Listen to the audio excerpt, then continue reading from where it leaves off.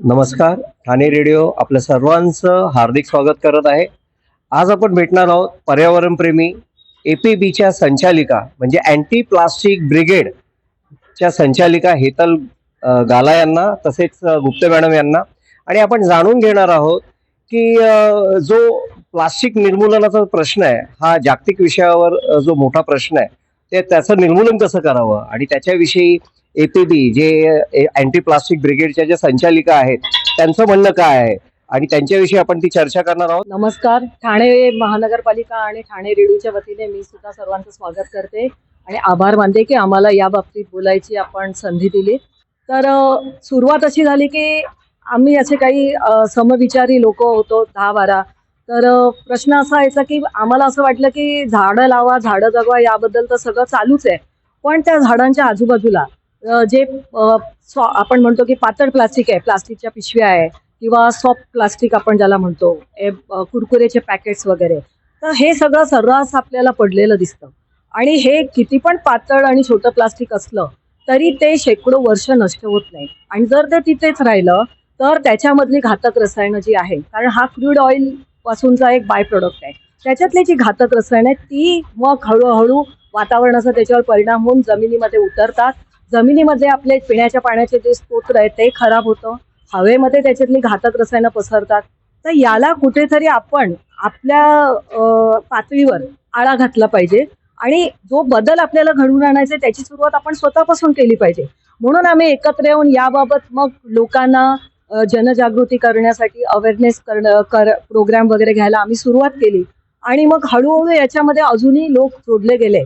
आणि असं बघता बघता असं झालं की आपलं 2018 मध्ये असं झालं की आता आपल्याला जर आपल्या संस्थेचं काम पुढे घेऊन जायचं असेल तर ही संस्था आता रजिस्टर्ड करणं फार गरजेचं आहे. तर आपण हे काम अजून पुढे नेऊ शकतो मोठ्या पातळीवर.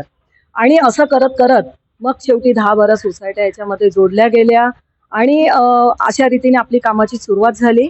आणि 2018ला 25 मे 2018 रोजी ही संस्था रजिस्टर झाली. त्याच्यानंतर वर्षभर आमचं हे काम असंच चालू राहिलं. आमच्या कामाचं जे काय अपडेट आहे ते आम्ही TMCला, पॉल्युशन कंट्रोल डिपार्टमेंटला वेळोवेळी देतच होतो. आणि मग तो एक छान दिवस उजाडला. 1 ऑक्टोबर 2019 रोजी आम्हाला पॉल्युशन कंट्रोल डिपार्टमेंटच्या ज्या हेड आहेत मनीषा प्रधान मॅडम, त्यांनी संपर्क केला आणि त्यांनी सांगितलं की तुम्ही खूप छान काम करताय, तर त्याला आता महापालिका पाठिंबा देते की जे काय आपण अशा संकलन, कोरडा कचरा संकलन मोहिमा घ्यायला सुरुवात करू. त्यासाठी गाडीची जी व्यवस्था आहे ती ठाणे महानगरपालिका करेल. परत हा जो जमा झालेला कोरडा कचरा आहे तो जमा करण्यासाठी वर्गीकरण केंद्र जे आहे त्याचं उपलब्धता ठाणे महानगरपालिका करून देईल. तर तुम्ही हे सुरुवात करा.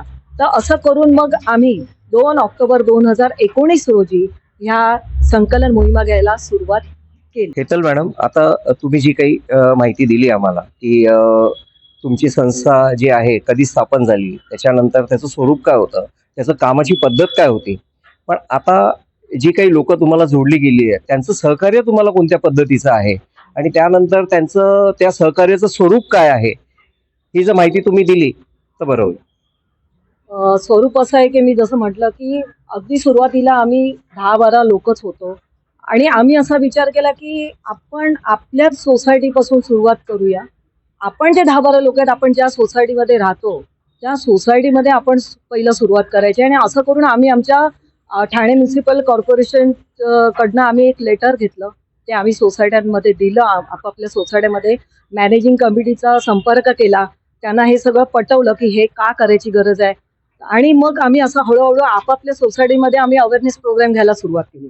आणि हे असं काम सुरू होता होता मग असं एक हे आलं की आता हे जे जमा झालेलं प्लास्टिक आहे ते मी तुम्हाला म्हटलं की ठाणे महानगरपालिकेने आपल्याला सांगितलं की त्यासाठी गाडीची व्यवस्था आम्ही करू, वर्गीकरण केंद्र आपण उभारून देऊ, तिथे हा कोरडा कचरा जाईल आणि तिथून मग तो वर्गीकरण होऊन पुनर्चक्रीकरणासाठी पाठवलं जाईल. आज सांगायला खूप आनंद होतोय की आजच्या ह्या आमच्या अभियानामध्ये, म्हणजे जे आम्ही 10-12 सोसायटींनी सुरुवात केली होती, आज जवळजवळ 290च्या वर सोसायट्या आणि त्यातले सगळे परिवार ह्याच्यामध्ये जोडले गेलेले आहेत. आणि व्हॉलेंटियर जे आपले आहेत ते जवळजवळ 300च्या वर व्हॉलेंटियर याच्यामध्ये आहेत. पण त्यांच्याबरोबर हजारो लोक या मोहिमेमध्ये जोडले गेलेले आहेत. आणि आज जस्ट आज आपलं म्हटलं 7वा दिन आहे, त्या निमित्ताने आपण हेही बोलूया की आजच्या डेटपर्यंत आपण काय काय रिसायकलिंगला पाठवलं आणि त्याची क्वांटिटी काय आहे. तर मी असं म्हणेन की आत्तापर्यंत आम्ही 2 ऑक्टोबर 2019 पासून ते आतापर्यंत जवळजवळ 560 संकलन मोहिमा राबवलेल्या आहेत.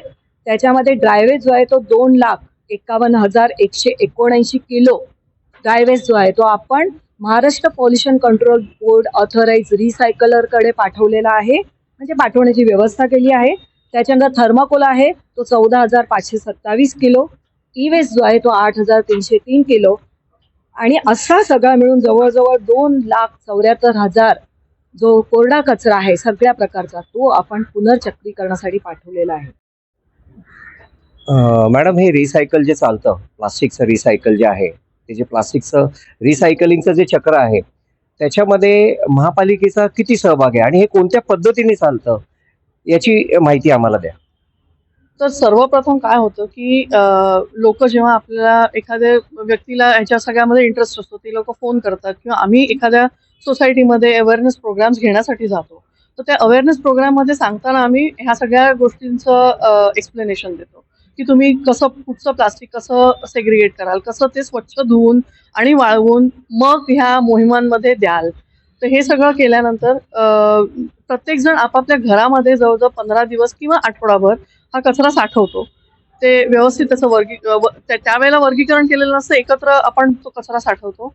त्यानंतर प्रत्येक 8 दिवसांनी किंवा 15 दिवसांनी जशी त्या सोसायटीची रिक्वायरमेंट असेल त्याप्रमाणे त्यांच्याकडे महापालिकेची गाडी जाते आणि त्या महापालिकेच्या गाडीसोबत आपण आपल्याबरोबर जी दुसरी अजून एक संस्था जोडली गेलेली आहे याच्यामध्ये, SMS संचलित श्री मुक्ती संघटना संचलित परिसर भगिनी विकास संघ. तर त्याचे 2 लोक त्यांच्या बरोबर असतात, त्या गाडी बरोबर असतात, जे हा कचरा आपल्या वजन करून घेतला जातो आणि त्या वेळेला त्या सोसायटीला रिसीट दिली जाते की हा तुमचा एवढा एवढा कचरा आज आपण रिसायकलिंगला पाठवतो. हा सगळा कचरा त्यानंतर त्या MRF सेंटरला जातो. MRF सेंटरमध्ये ज्या PPOS नी अपॉइंट केलेल्या ज्या काही महिला आहेत, ज्या कचरा वेचक महिला आहेत, त्या हा सगळा व्यवस्थित वेगळा करतात आणि तो वेगळा केलेला प्रत्येक कॅटेगरीमध्ये वेगळा केलेला कचरा नंतर मग रिसायकलर उचलून घेऊन जातो. तर हे असं आपलं हे सगळं गणित चालतं. तर चित्रपटाच्या माध्यमातून बरंच प्लास्टिक विषयी बोललं जातं, प्लास्टिक मुक्तीविषयी बोललं जातं. तर एका चित्रपटामध्ये तर स्पष्टपणे म्हटलेलं आहे की त्या कॅरेक्टरने सांगितलंय की मी प्लास्टिक आहे, तुम्ही मला खोलवर कितीही टाकलं तरी मी जिवंतच राहणार आहे. तर ते प्लास्टिक मुक्तीपासून आपण प्लास्टिक कशी, म्हणजे आपण कसं काय प्लास्टिक मुक्ती होऊ शकतो आणि सर्वसामान्याचा याच्यात किती सहभाग असला पाहिजे, सर्वसामान्यांनी तुम्हाला किती मदत केली पाहिजे आणि तुम्ही त्यांच्या पर्यंत कसं पोहोचू शकाल, हा अवेअरनेस बद्दल तुम्ही आम्हाला माहिती द्या. मी असं म्हणेन की मी आधी पण बोलली की प्लास्टिक शेकडो वर्ष नष्ट होत नाही. तर त्याच्यासाठी पहिली गोष्ट अशी आहे की ते तुम्ही मुळात इकडे तिकडे टाकूच नका. ते आम्ही जसं अनुजा मॅडमनी पण सांगितलं की स्वच्छ आणि कोरडं प्लास्टिक असेल किंवा कुठलाही ड्राय वेस्ट आहे, सुका कचरा, तो स्वच्छ आणि कोरडा असेल तरच आपण रिसायकलिंगला पाठवू शकतो.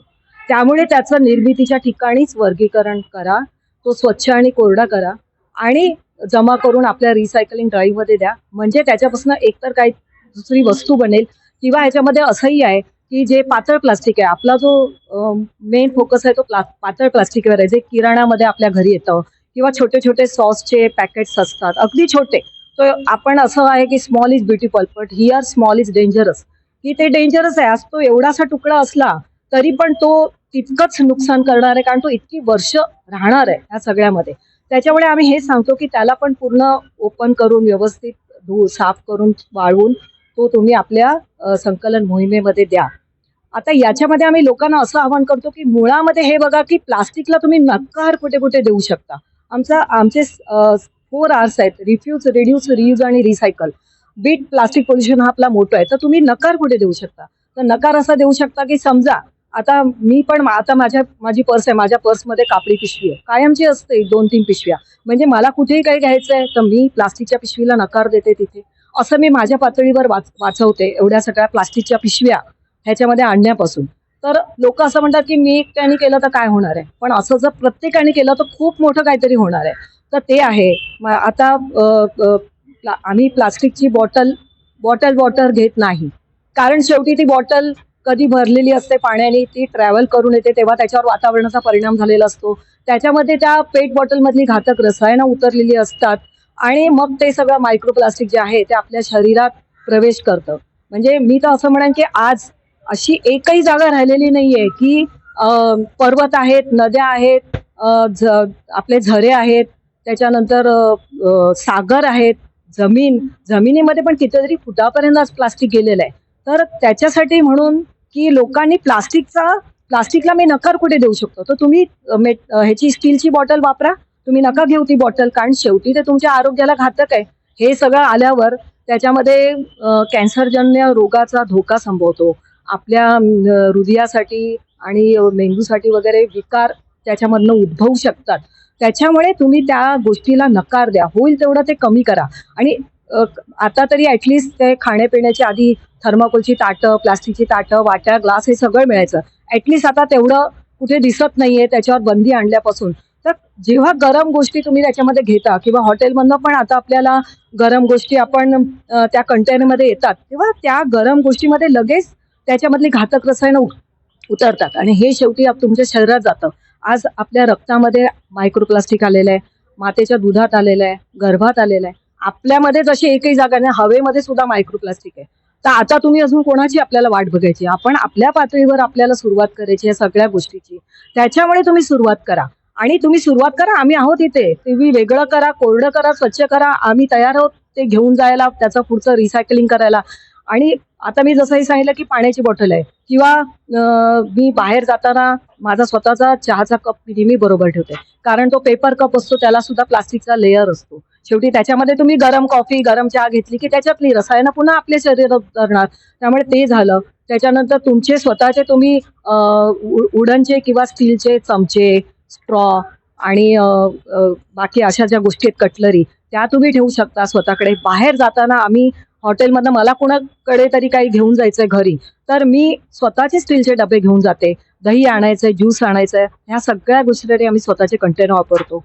मी व्हेजिटेरियन आहे, पण माझी कलिग ट्रस्टीची आहे अनुजा, ते फिश वगैरे घेताना ती पण स्वतःचे कंटेनर घेऊन जाते. तर असं सगळं आम्ही जे आहे की पहिलं नकार कुठे देऊ शकता ते बघा. त्याच्यातून सुद्धा प्लास्टिक तुमच्याकडे येतच असतं की पहिली सुरुवातच आपली दुधाच्या पिशवीने होते. किराणा झालं, खाण्याच्या गोष्टी आल्या, बिस्किट, ब्रेड वगैरे सगळं त्या प्लास्टिकमध्ये आहे. तर ते तुम्ही तुमच्या वस्तू, आमचा एक त्याच्यासाठी अवेअरनेस व्हिडिओ पण आम्ही सगळ्या लोकांबरोबर शेअर करतो की त्याच्यामध्ये आता समजा काही डाळीची पिशवी आहे, तर ती मला धुवायची गरज नाही, उगाच त्यासाठी पाणी नाही वापरायचं, ती फक्त तुम्ही डस्टिंग करा, द्या. बाकी दुधाची पिशवी आहे ती थोडी गरम पाण्याने धुतली, वाळवली की ती देऊ शकता. असं सगळ्या ज्या काय गोष्टी आहेत त्या एक फक्त लक्षात ठेवायचं की त्या जेव्हा स्वच्छ आणि कोरड्या असतात तेव्हा आणि तेव्हाच ते रिसायकलिंगला जाऊ शकतं. मग अगदी MLP जरी असेल, कुरकुरीचं पॅकेट की ज्याच्यामध्ये प्लास्टिक असतं, सिल्वर लेअर जो आहे तो ॲल्युमिनियमचा असतो आणि मध्ये पेपर असतं, ते सुद्धा रिसायकल होतं. सिमेंट क्लीन जे आहे त्याच्यामध्ये फॉसिल फ्युएलच्या जागी ते वापरलं जातं. रॅकवर्कर्सना सुद्धा याचा फायदा होतो. आणि ह्या ज्या गरीब महिला, प्रशिक्षित महिला तिथे काम करतात, त्यांच्या जीवनाच्या उदरनिर्वाहासाठी सुद्धा आपण ह्याच्यातनं हातभार लावतो. असं नाहीये की आपण फक्त प्रदूषण कमी करण्यासाठी हातभार लावतो, पण त्या गरीब बायकांच्या संसार चालण्यासाठी सुद्धा आपण त्याच्यामधनं, त्या माध्यमातून आपण हातभार लावतो. अतिशय उत्तम माहिती आज आपल्याला गाला मॅडमनी दिली. पण मॅडम, सर्वसामान्य नागरिकांनी जर तुमच्या या संस्थेशी जर जोडलं जायचं असेल आणि तुमच्या अभियानात जर त्यांनी सहभागी व्हायचं असेल, तर त्यांनी तुमच्याशी संपर्क कसा करायचा आणि त्यांचं संपर्काचं माध्यम काय असावं? जरूर, मी तर म्हणेन खूप जास्तीत जास्त नागरिकांनी याच्यामध्ये सहभागी व्हावं. अगदी मी 2 मिनिटात सांगेन की आपल्या 4 ड्राईव्ह मुख्यत्वे ठाण्यामध्ये चालतात. त्याच्यामध्ये दर आठवड्याला शनिवारी आपली ड्रायवेजची ड्राईव्ह असते, 15 दिवसांनी थर्माकोलची असते, 2 महिन्यांनी इवेस्टची असते, तशीच रियुजेबलची पण असते. तर आम्ही सोशल मीडियावर पण आहोत, ट्विटर, FB, इन्स्टावर सुद्धा आम्ही आहोत. तिथे सुद्धा लोकांनी त्या ह्याच्यावर जाऊन त्यांना सगळी माहिती मिळू शकते. आणि मी माझा कॉन्टॅक्ट नंबर सांगते की लोकांनी या नंबरवर संपर्क करून आम्हाला पुढील सगळ्या चळवळीमध्ये सहभागी होण्यासाठी ते आमचा कॉन्टॅक्ट या बाबतीत करू शकतात. मी हेतलगाला, माझा नंबर आहे 9870083455, 9870083455. अनुजा गुप्ते 9867654666, 9867654666. आणि एकच सांगू इच्छिते की आता 5 जूनला आपला जागतिक पर्यावरण दिवस आहे. तर यावेळचं जे टॅगलाईन आहे महाराष्ट्र सरकार भारत सरकारने हे केलेली ती आहे one nation one mission end plastic pollution. धन्यवाद मॅडम. आज आपण प्लास्टिक निर्मूलनाविषयी जे काही कार्य करत आहात ते अतिशय उत्तम पद्धतीने सर्वसामान्यपर्यंत पोहोचेल अशी आपण जी माहिती दिली ती सर्वसामान्य मला असं खात्री आहे की पुढच्या काही वर्षामध्ये आपण ठाणे शहर जे आहे हे पूर्णपणे प्लास्टिक मुक्त झालेलं असेल. तर आज जे काही चर्चासत्र राबवलं गेलं ठाणे रेडिओ आणि महापालिकेच्या ठाणे महानगरपालिकेच्या माध्यमातून त्या चर्चासत्रामध्ये तुम्ही दिलेली माहिती आहे अतिशय उत्तम होती, प्रश्नच नाही. आणि आपण ही आशा करूया की लवकरात लवकर ठाणे शहर हे प्लास्टिक मुक्त होईल. धन्यवाद.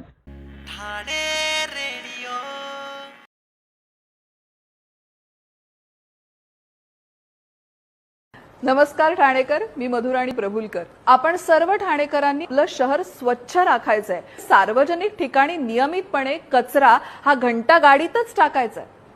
चला तर मग रुबाबदार शहराचे जबाबदार नागरिक बनूया आणि रोजच्या आयुष्यातला 1 मिनिट ठाणे शहराला देऊन ठाणे शहराला स्वच्छतेमध्ये पहिल्या नंबरवर आणूया. धन्यवाद.